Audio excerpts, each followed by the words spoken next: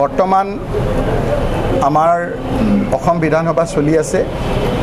বিধানসভাত অসমৰ 126টা সমষ্টিৰ বিধায়কসকল থাকে যদিও ইয়াৰ দৃষ্টি অসমৰ 3,20 লাখতকৈ বেছি লোকৰ ইয়াৰ প্ৰতি দৃষ্টি থাকে আৰু ৰাইজে চাই থাকে যে বিৰোধীয়ে নিজৰ দায়িত্ব পালন কৰিছেনে নাই আৰু শাসকে এই কথাখিনি কাৰ্যত পৰিণত কৰিবলৈ তেওঁলোকে চেষ্টা কৰিছেনে নাই। সংসদীয় গণতান্ত্ৰিক ব্যৱস্থাৰ সেইটোৱেই আমাৰ বিধানসভাৰ মূল কথা। আমি বিধানসভাত আপোনালোকে দেখিছে যে এইবাৰ বিধানসভাত ঐতিহ্যপূৰ্ণ এই বিধানসভাত নোহোৱা নোপোজা কিছু কাণ্ড ঘটিছে। সেই কথাখিনি আমি আজি ক'ব খোজা নাই। আজি আমি ক'ব খুজিছোঁ যে সকলোৰে হৃদয়ত থকা সকলোৰে জ্বলন্ত সমস্যা এটা আজি সদনত আমি উপস্থাপন কৰি আমি চৰকাৰৰ এই বিষয়ে কি চিন্তা চৰ্চা কৰিছে সেই কথাখিনি জানিবৰ কাৰণে বিচাৰিছিলোঁ। তৃতীয় চতুৰ্থ বৰ্গৰ ব্যাপক আমাৰ যি নিযুক্তি প্ৰক্ৰিয়াৰ খেলিমেলি, সেই খেলিমেলিক যিহেতু উত্থাপন হৈছে, ভিক্টৰ দাসে প্ৰথমে এই কথাখিনি কোৱাৰ পাছত বিভিন্নজনে যিদৰে তথ্য পাতিৰে এই কথাখিনি চৰকাৰৰ দৃষ্টিগোচৰ কৰিছে, এই কথাখিনি যাতে চৰকাৰে ইনকুৱাৰী কৰে, এজন সিটিং জাজ দি, সিটিং হাইকোৰ্টৰ জাজ দি যাতে ইনকুৱাৰী কৰি স্বচ্ছতা দেখুৱায়, সেই কথাখিনিৰ কাৰণে আমি আজি চৰকাৰৰ কি দৃষ্টিভংগী লৈছে কথাখিনি জানিব বিচাৰিছিলোঁ ৰাইজৰ স্বাৰ্থত। কিন্তু চৰকাৰে আমাক এই কথাখিনি কোৱাত তেওঁলোকে মান্তি নহ'ল আৰু আমাকো সদনত এই গুৰুত্বপূৰ্ণ কথাটো উপস্থাপন কৰিব নিদিলে।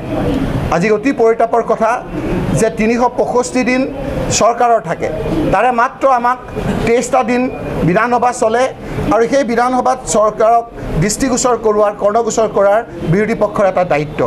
এই দায়িত্ব পালন কৰোৱাৰ ক্ষেত্ৰত আমাৰ দায়িত্ব হ'ল যে জ্বলন্ত সমস্যাবিলাক, ৰাইজৰ পক্ষত থকা সমস্যাবিলাক চৰকাৰৰ দৃষ্টিগোচৰ কৰা আৰু চৰকাৰে সেইখিনি নিৰাকৰণৰ কাৰণে বিধানসভাত ক'ব লাগে। সেইটোৱে হ'ল সুস্থ গণতন্ত্ৰ। কিন্তু চৰকাৰে এনেকুৱা অসহিষ্ণু হৈছে, আমাৰ কথাখিনি আজি বিধানসভাত ক'বলৈ দিয়া নাই।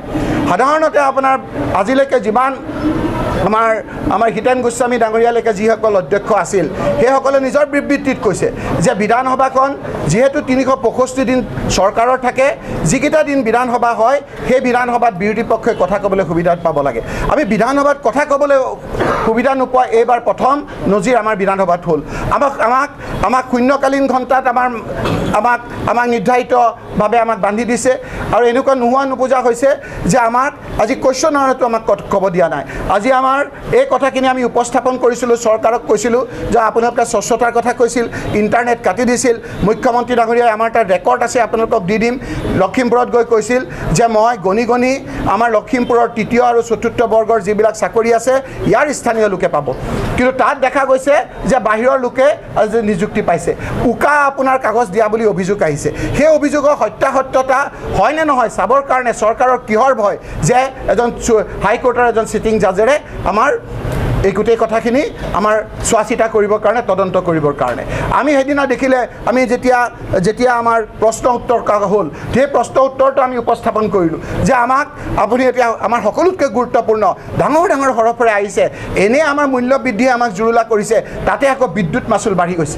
ইমান বিদ্যুৎ মাচুল বাঢ়িছে যে মানুহৰ এতিয়া অৱস্থা বেয়া হৈছে। গাঁৱৰ মানুহে চাই আছে যে বিৰোধী পক্ষই এই কথাবিলাক কৈছেনে নাই।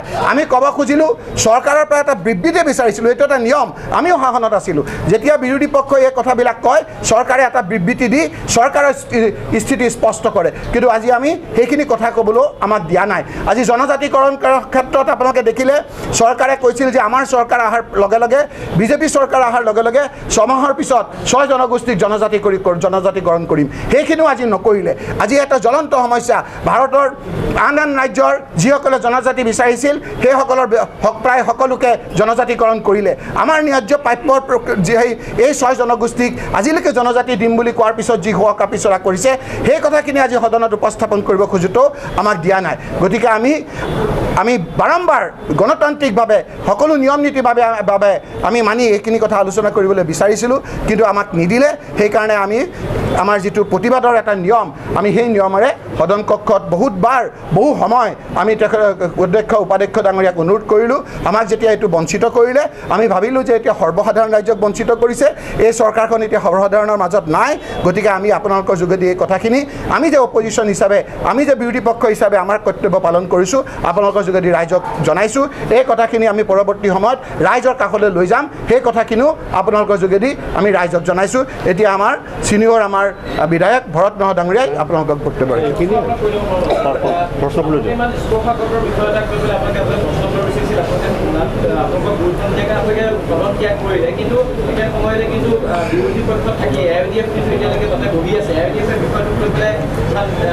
এই কথাটো আগতে হোৱা নাছিল। আপোনালোকে যদি সময়সীমা চাই, ঠিক ৰাজ্যসভাৰ পৰা আৰম্ভ হৈছে। যিদিনা মানুহে মুখ্যমন্ত্ৰী ডাঙৰীয়া ওলাই পেলাই কৈছিল যে ৰাজ্যসভাত মই আগতীয়াকৈ গম পাইছোঁ গণনাৰ আগত যে 7টা ভোট ইফাল সিফাল হৈছে, ঠিক সেই সময়তে একে সময়তে UDFৰ সদস্যসকলে আহি পেলাই কৈছে 7টা ভোট ইফাল সিফাল হৈছে, আৰু যেতিয়া বাকচ খোলা গ'ল তেতিয়াও 7টা ভোট ইফাল সিফাল হৈছে। এই কথাখিনি ক'লেই ৰাইজে বুজি পাব।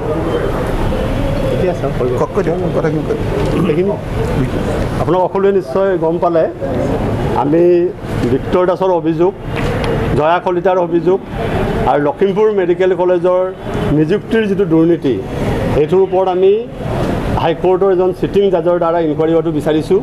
আৰু বিষয়টো আমি 0 আৱাৰত ৰেইজ কৰিব বিচাৰিছিলোঁ।